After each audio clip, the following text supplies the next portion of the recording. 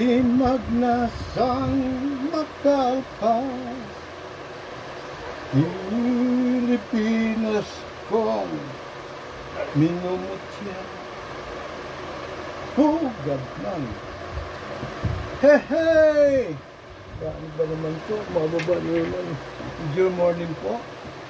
Good morning mga kapwa ko soberanong mamayang Pilipino sa Luzon, sa Visayas, sa Mindanao, maging sa buong mundo. Aba, huwag na po tayong patumpik-tumpik pa. Hanapin muna natin yung ating... But anyway, quoting Justice George Malcolm, si Justice George Malcolm po ay Justice ng Philippine Supreme Court noong 1924 o thereabout. At siya po yung founder ng UP Law Center noong 1911. So, bulalas ni Senate President Chis Escudero, quoting him, ang sabi niya saan yung ginawa ito? Doon po sa Senado matapos na manalo sila sa botohan na i-archive ito pong impeachment case versus VP Sara. Sabi nila, di pa naman daw nilibing, nilagay lang daw muna sa punerarya. Pero saan ka? No? Ang kanila po pag-archive ay batay doon sa kanilang sentido común, no?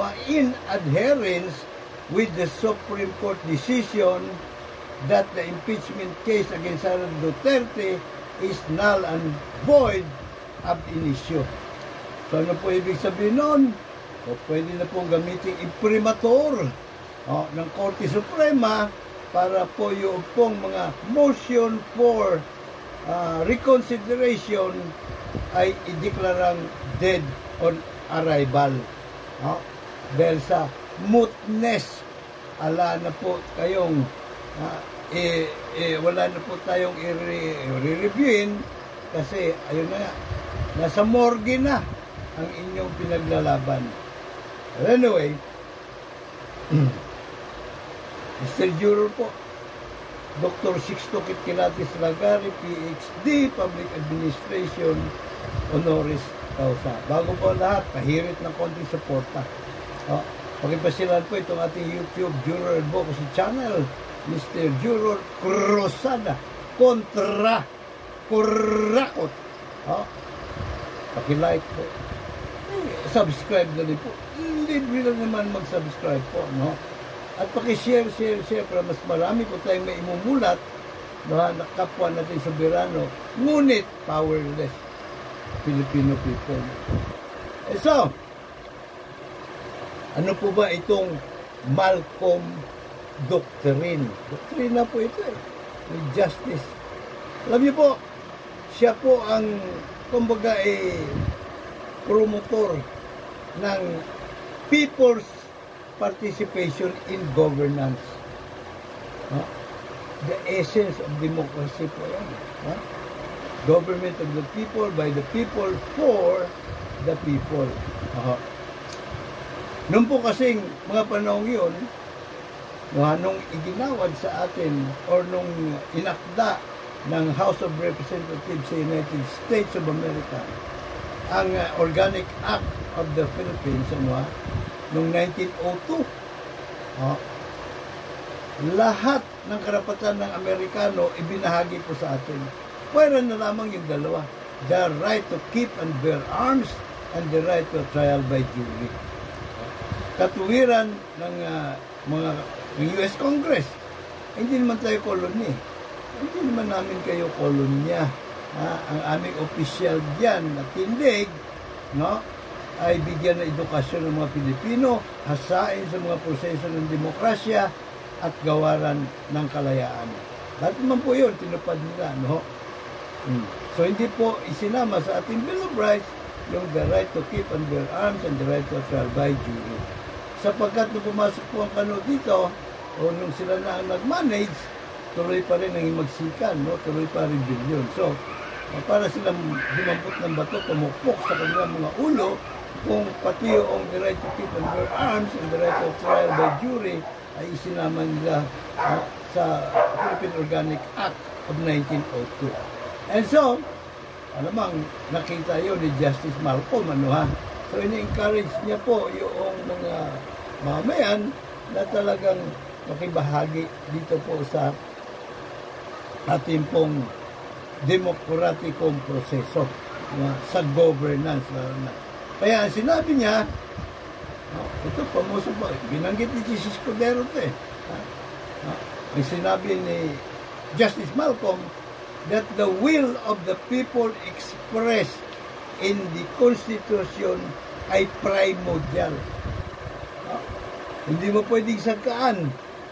Kung ano man ang nakasaad sa saligang batas, yun po yung sovereign will of the people. Wala po pwedeng bumaboy noon.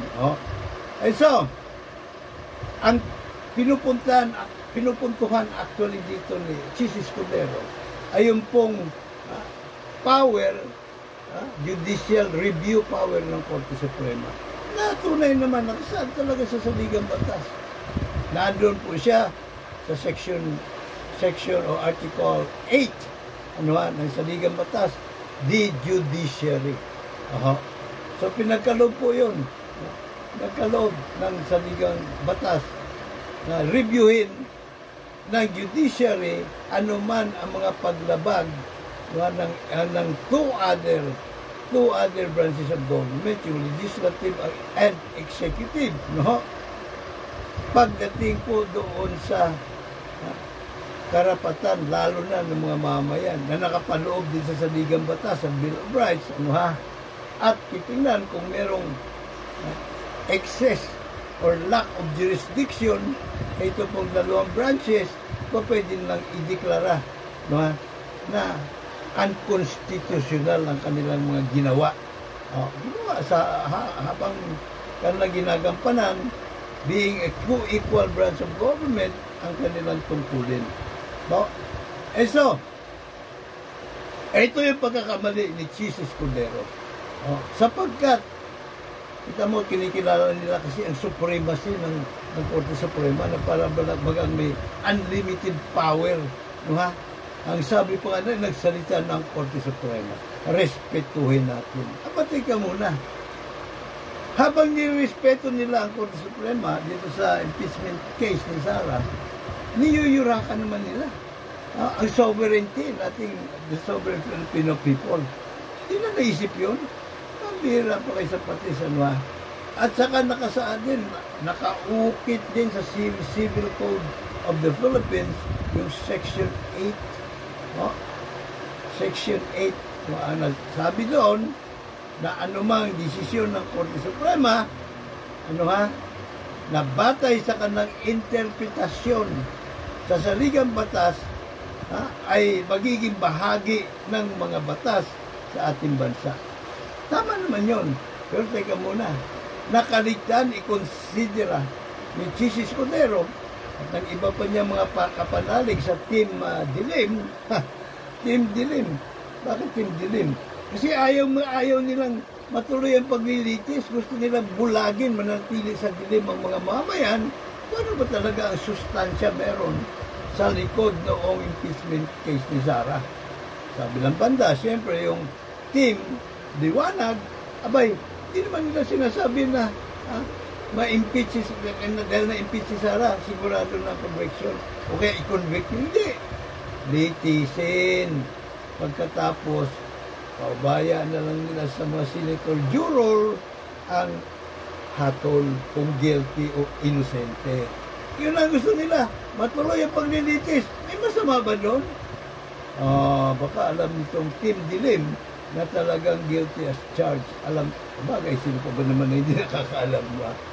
And so, ang operative board dito po sa kapangyarihan ng judicial review ng Korte Suprema ay yung kanyang interpretasyon, yung application at interpretasyon at application or application ng saligang batas doon sa mga batas, na po pwede na i-declare unconstitutional, ay dapat suwakto ang kanyang interpretasyon sa probiso ng saligang batas.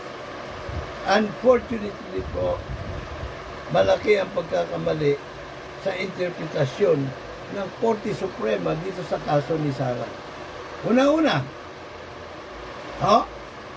alinsunod sa saligang batas, yung Kamara de Representantes po ang may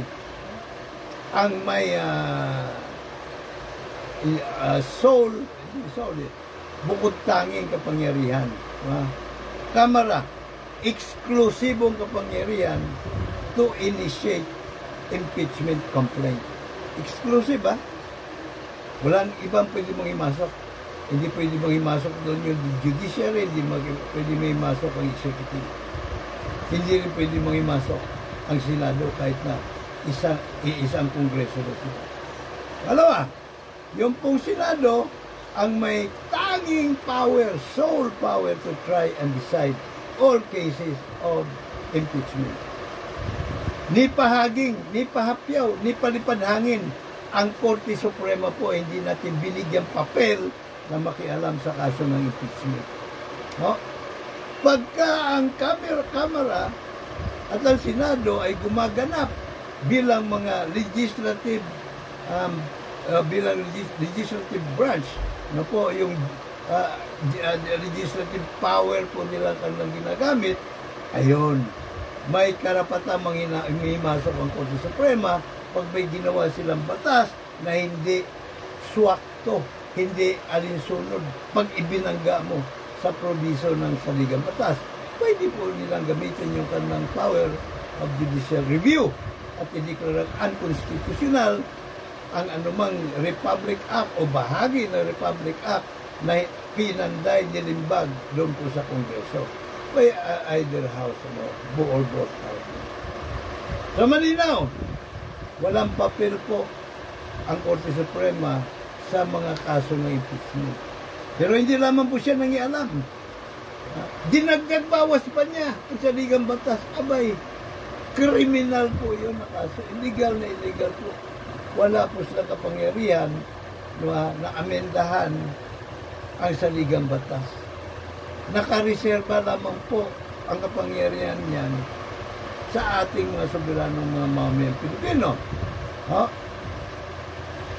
Ang pag-amenda o pag-revisa ng saligang batas po ay may tatlong pamamaraan. Pwedeng constitutional convention kung saan tayong mga mamamayan, mga soberanong Pilipino ay maghahalal ng mga delegado sa Constitutional Convention at sila po magsasagawa ng kaukulang paglimbag o pag-revise. O pwede din Constituent Assembly kung saan ito po ating mga halal na kinatawan at ng mga senador ay siya pong magsasagawa, mag-i-introduce ng constitutional amendment o revision. O pwede din tayo mismo mga mamayan sa pamagitan po ng People's Initiative ang magsasagawa, maglilimbag noong pong panukalang amenda o revision o amenda sa Constitution. Ang tatlong pamamaraan pong yun, lahat dadaan sa referendum. Kung saan lahat tayo, lahat tayong mga botante who actually voted, ang siya po magpapasya kung yung amendang yun, panukala, ay aprobahan natin o hindi. Simple majority, 50% plus one. So sa madaling sabi, hindi lang binaboy ang interpretasyon po ng probiso ng saligang batas nito pong 13 hodas, abay, nagdagdag bawas pa sila sa saligang batas. Ang bihira pa kayo sa pati sa po. Epektibo po nilang na-amenda ng ating pong saligang batas, solo flight. Nagsarili lang sila. Sila nag-amenda, sila din nag-ratifika. Sila lang ang nasagawa ng referendum. Diski ngayon, Comelec din na kasi sinama sa sila na rin. At ito ba yung Comelec? Pambira pa sa alpas. Ay, nako. So, ito naman pong usapin ng impeachment case. Alinsunod o ayon po doon sa mga alipores. Tawagin na natin sila mga tuta. Let's call a spade a spade. Mga tuta ni Inday nila Sara. Abay, yung usapin po na impeachment, imbis na yung merito ang pag-uusapan, ginawa po nilang usapin ng halalan 2028 na pambira mga patisor. So, alamang, dahil wala na nga silang mga matunog na argumento, dilaan nila sa, kumbaga, ad hominem na lang. Pero yun di ba? Wala kang argumento, ay bardagulin mo na lang. Babuyin mo yung usapan. Babuyin mo yung mga kausap mo. At sabi pa nila, abay, iamin lang ni respeto ang konstitusyon para maghari ang rule of law, So, kailangan kilalanin natin ang supremacy ng Korte Suprema. Bakit sabi nga ni Bato may mas supreme ka ba kaysa Supreme Court? Ano ba kayo? Supremist Court? Kalimutan yata nila. Hindi na alam, may ignoramo sila that ang kataas-taasang kapangyarihan sa bayan ay nananahan sa we, the sovereign Filipino people. So, nirespeto nila yung under lang sa atin, ang kapangyarihan ng Supreme Court, habang binaboy naman nila, niyurakan nila ating kapangyarihan. Pambira ko sa pati. So, ay nako. At ang sabi nila doon sa mga gustong ipagpatuloy, ituloy ang paglilitis, namumulitika lang yan. Kung gusto nila talaga, huwag manalo si Sara, di talunin nila sa halalan. Na para bagang may kahindik-hindik, na mandato, o kaya labs na labs si Sara ng mga botanteng Pilipino. Sandali muna. Hindi nga ba ang mga Pilipino ay sukang-suka na sa mga pro-China na kandidato, na mga politiko? Hindi nga ba ang great majority ng mga Pilipino, halos lahat gustong matuloy ang impeachment trial? Saan huhugot si Sara Duterte ng alas, ng kapit, pampadikit doon sa mga boto? Samantalang ang ating pong numero unong problema ngayon, ang punot dulo ng dusat sipayo natin mga mamayan ay korupsyon, korupsyon at korupsyon. Bakit? Meron ba panukala, konkretong panukala si Sara Duterte, panukalang batas para matuldukan ng korupsyon? Wala, di ba? Paano siya bumango sa mga Pilipino na nagalit sa kurakot? Pambira. Pinalulutang lang nila ito dahil sa siguro, pagkakalam ng marami, lutong Macau na ang resulta ng halalan 2028. Pambira. At saka ang politika, ibig sabihin, ay diskarte na isang politiko kung paano patakbuhin ang gobyerno sa menos gastos at epektibo at kapakipakinabang ang kanyang pagpapatakbo para sa halos lahat ng mga mamayan, kung hindi man lahat. Yan po ang politika. Yung sinasabi nilang mga kaungasan ng mga politiko, hindi po politika yon. Pag nanakaw po yun, pangungulimbat ng darambong. So, checks and balances sa ating gobyerno. Kaya nga may tatlong sangay, ang purpose po noon, layunin, ay para magkaroon ng checks and balances ang tatlong sangay ng gobyerno. Abay, inutil po ang checks and balances sa atin, inutil. Inutil. I-N-U-T-I-L. Inutil. Bakit inutil? Tingnan mo ito pong legislative branch ay meron silang poder nasampahan ng kasong impeachment. Ito pong executive branch. Ang presidente, pagpawardi-warding ginawa niya, pag nilabag niya yung saligang batas, betrayal of public trust, culpable violations of the Constitution, bribery, blah, blah, blah. Ganon din po ang poder ng legislative branch dito po sa judiciary. Yung po mga huwes o mga justices, mga justices pala kasi may impeachable ito eh. Isama mo na dyan yung ombudsman. At pasama pa natin riyan yung mga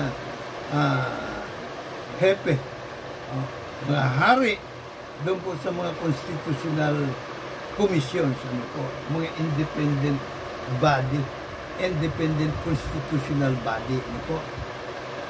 Pagka sila po ay nagpawardi-wardi, kanila pong binabaliwala, niyuyurakan, ito pong the will of the people expressed in the Constitution by pwede silang impeach ng legislative branch. Po. Yan po naman ang checks and balance. Ito namang executive branch, meron din siya siyempre poder. Meron din siyang alas na pinahawakan o kaya ay sword of Damocles hanging over the heads of the judiciary and the legislative branch. Paano? Abay, halimbawa, nakita niya yung desisyon ng Korte Suprema ay labag sa konstitusyon, pwede niya huwag ipatupad. Kasi siya ang executive eh. Diba? Uutusan niya lang yung kanyang mga pulis at militar, ay magpakuya-kuya-kuya kayo dyan sa isang tabi.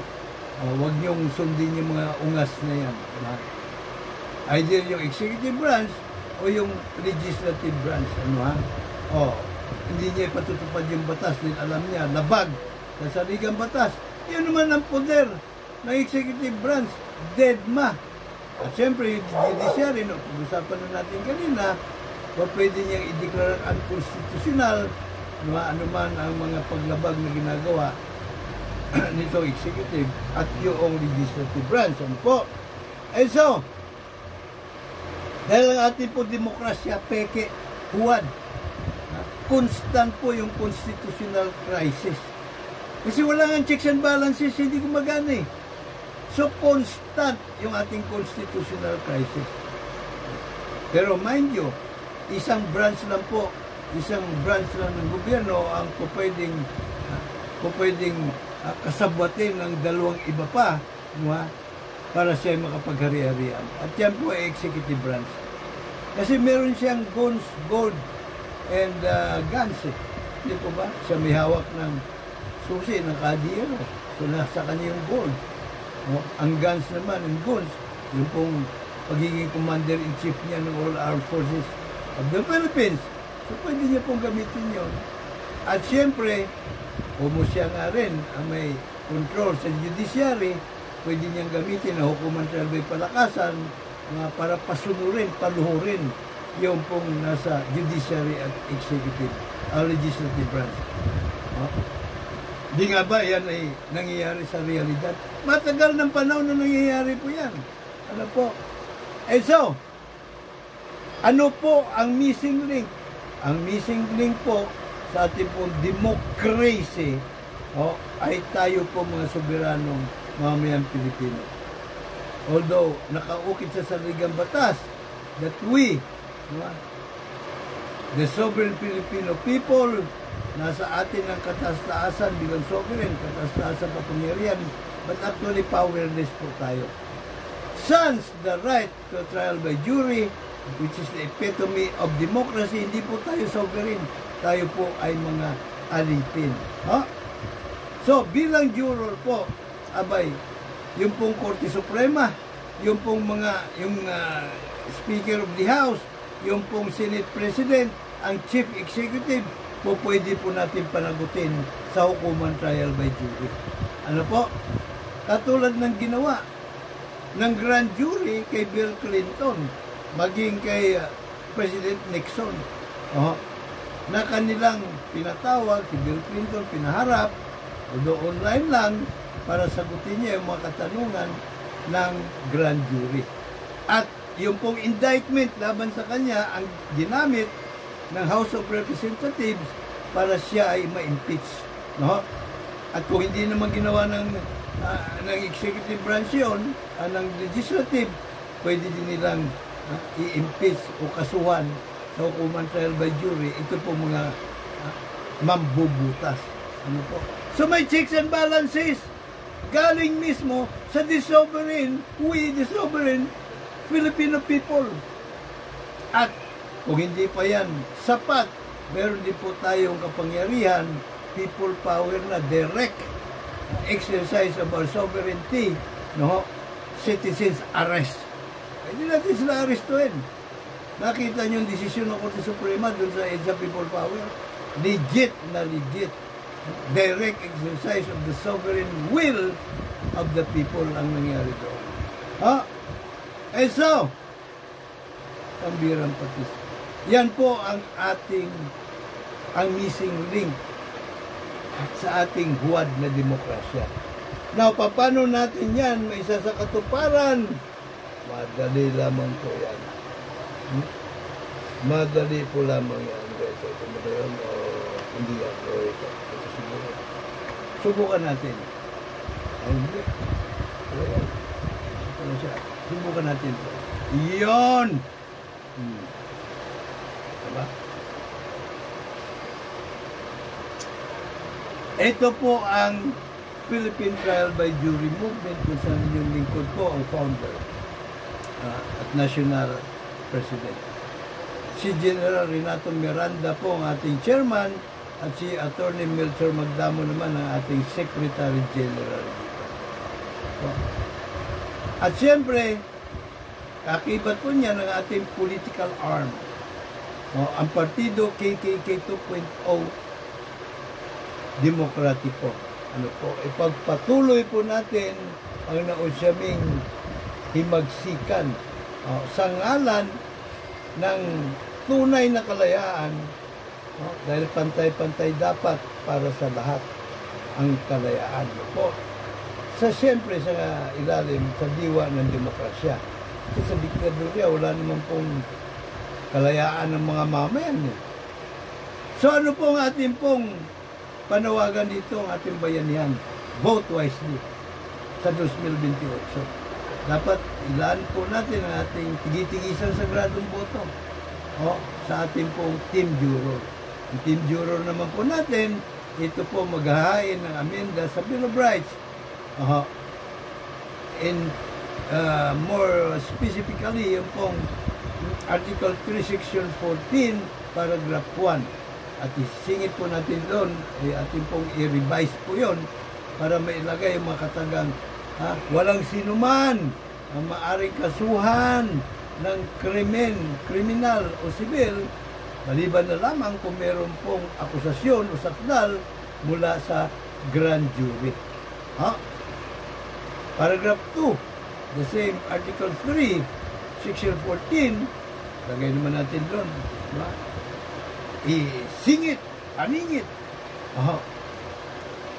Lahat ng akusado ay pagkakalooban ng pampubliko, mabilis at patas ng paglilitis sa hukuman trial by jury o buwi. The sovereign Filipino people, 18 anyos patas, marunong bumasa at sumulat, randomly selected. At doon sa may mga agam-agam, hapon niya agam-agam niya sa basuran, sapagkat lahat po nating kandidato ay kailangan pumirma ng covenant sa gradong kasunduan sa mamamayan, kung saan nakaspecify na sa sandaling ako inyong iluklok sa Senado o sa Kamara, ang unang panukala aking ihahain sa loob ng reasonable period of time of 30 days ay yung pong karapatan sa trial by jury. Kapag hindi ko po ginawa yon, magbibitiw ako sa pwesto. Kapag di ko pa rin ginawa yon, gamitin yung kasunduang ito na pirmado ko para ako'y patalsikin. Punta na kayo tumakbo kayo sa Korte Suprema. Mag-file kayo ng mandamus petition para ako'y mapatalsik sa pwesto for breach of contract. So, pag ginawa po natin yon, iluklok natin yung team juror at naisa batas na amenda ng Bill of Rights, abay, never again na magkaroon po tayo ng diktador. na Pangulo o kahit na sinong Poncio Pilato sa gobyerno. Pagka po natuldukan ng korupsyon at tinataya po natin nasa tumataginting na 4 trillion isang taon, abay isang tamakmak po ang kwarta natin, matustusan at ng proyekto, at pati na po yung ating mga panukala para sa kabuhayan. Kooperatiba, halimbawa, na pauutangin ang kooperatiba ng gobyerno pampuhunan. Siyempre, babayaran din nila. Pero wag ka. Sa kooperatiba, embedded po sa bylaws ang karapatan ng mga miyembro sa trial by jury. Nang sa ganon, agaran po nila mabaklas ang mga kurakot ng mga direktor. Hindi mauwi ang kooperatiba sa pagiging kurakotiba. Ha? Ganon din po yung pong lupa. Diba, reforma sa lupa. Ito pong naamkam na lupa, yung mga land grabbers, abay pambirang pati sa libo-libo hektarya na sa pangalan po nila o kaya sa pangalan ng mga dami. Babawiin po natin yan. Pakikinusin po natin ito pong Solicitor General sapagkat siya naman na may mandato na gumalaw-galaw para huwag may stroke doon po sa ganong pagbawi ng mga kinamkam na mga lupa. Ano po? At siyempre, reforma din po sa edukasyon. Imulat ang ating kabataan po sa tunay na anyo, hugis kulay ng demokrasya, sa karapatan sa hukuman trial by jury, which is the epitome of democracy. Gayahin po natin ang estilo na hapon sa pagmumulat sa kabataan, idadaan sa laro, yung first few years nila sa eskwelahan at pakikipagkapwa bata. Nang sa ganon, paglaki na sila, ay dala-dala nila ang pakikipagkapwa-tao. So yan po, ilan lamang sa ating 15-point agenda, kasama din po riyan ang Magna Carta for Media, para ito pong ating mga gamidya, huwag magamit ng mga kurakot na salot, binubusog nila yun. Diba? Bigyan ayuda, bla bla bla, bigyan pera, para huwag ilabas ang mga kaungasan nila. Puro papugi lang para sa kanila. Ginagawa ng PR, public relation po sila, yung taga-media na po. So, magkaisa na po tayo rito. Matagal ng panahon, ang dami na po nating resibo sa nangyayaring kaungasan sa ating bayan, at isa lamang po ang tinutulong dahilan riyan. Namamayagpag ang mga abusado sa idol at kawatan sa pamahalaan gamit ang hukumang trial by palakasan, ang kabuktutang hukumang trial by palakasan. Yan po dapat ay kalasag at tabak natin mga mamayan laban sa mga abusado sa idol at kawatan.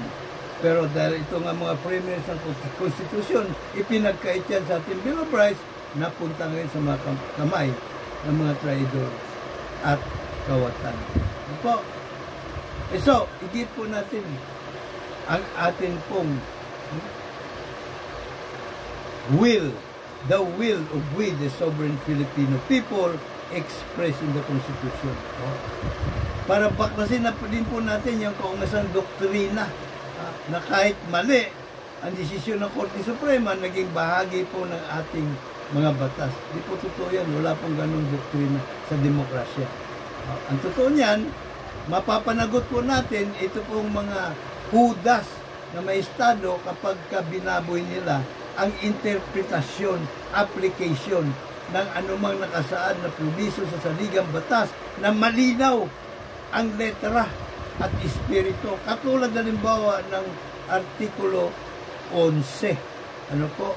Malinaw na yung Kamara de Representantes lamang po ang eksklusibong may power magain ng impeachment. Walang pakialam po. Hindi dapat nakikialam dito yung maestrado. Kung juror tayo, mapapanagot natin sila. Antimano, himas na rehas mo mga ito sa culpable violation of the Constitution, grave abuse of authority, ano pa, obstruction of justice. Aha. Pero dahil wala nga tayong karapatan sa trial by jury, pwede naman natin ikasang citizen's arrest. Diba? Kala nila wala na tayong magagawa. Meron. Aha. Magiging totoo lamang po yung doktrinang yun na ang anumang interpretasyon at application ng mga maestrado sa saligang batas, ayun kung yun ay tumpak, swak, doon naman yun magiging totoo lang. Ha? So wala po tutulong sa atin. Ika nga ni Gatong sa Rizal, walang tutulong sa mga itsapwera, hindi kapwa itsapwera. At walang mga alipin sa atin, na mga kababayan pa man din, kung huwag tayong paalipin. So, paano? Isang sagradong boto mo lang. Tayo mga itsapwera naman ang magpatakbo sa gobyerno. Kaya, dapat lang juror ka. So, may God bless us all. May God bless Philippines. Ako pa rin po yung lagi nakandang maglingkod.